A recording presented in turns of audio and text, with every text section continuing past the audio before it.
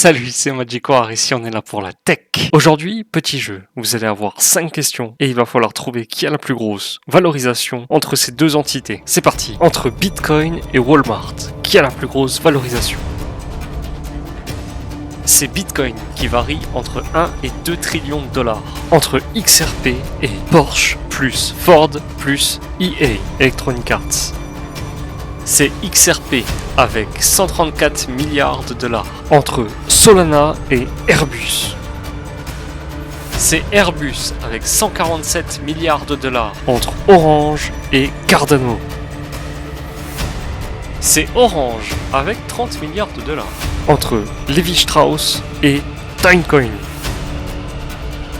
C'est Toncoin avec 9 milliards de dollars.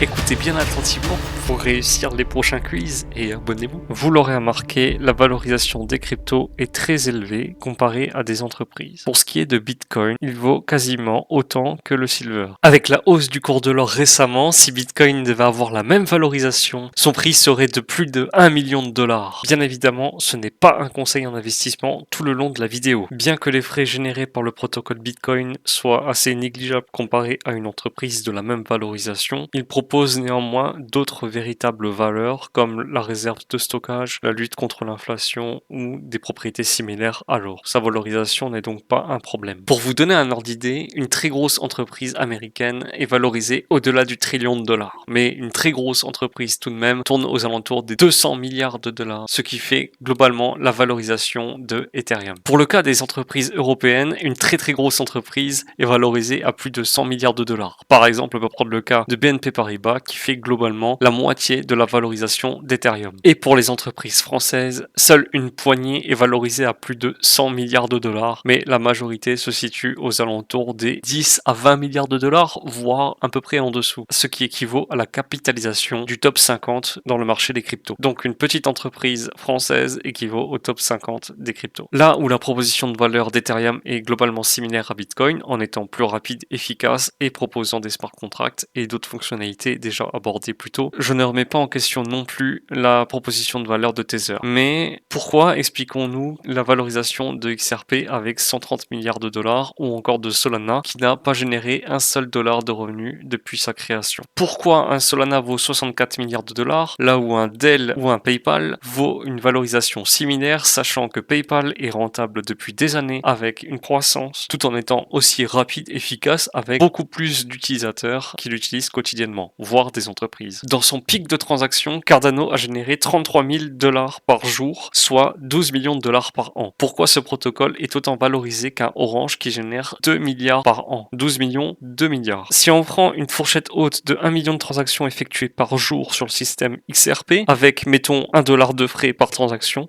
on arrive seulement à 365 millions de dollars générés par an. Pourquoi XRP vaut plus qu'un Porsche, Ford et un EA réunis? Sachant que pour Porsche, on arrive à 3 milliards de dollars de revenus générés, là où un XRP peinerait seulement à 365 millions. Et en plus de ça, quand on regarde les frais de transaction générés, on n'est même pas à 1 XRP par transaction. Le grand problème ici, ce n'est pas la valorisation en tant que telle, c'est l'espérance de vouloir faire un x10 ou un x100 sur des très gros actifs. Par exemple, faire un x100 sur un Solana, cela équivaudrait à devenir une très grosse entreprise américaine, ce qui risque très probablement pas d'arriver tout de suite. Et donc, il faut être prudent, patient et être assez raisonné sur le sujet. Gardez bien en tête que c'est un marché de Golemont, avec par exemple un Dogecoin valorisé à 25 milliards de dollars, alors que son prix est au plus bas actuellement, ce qui équivaut globalement à un Michelin ou à un Publicis, ce qui est quand même une assez grosse entreprise.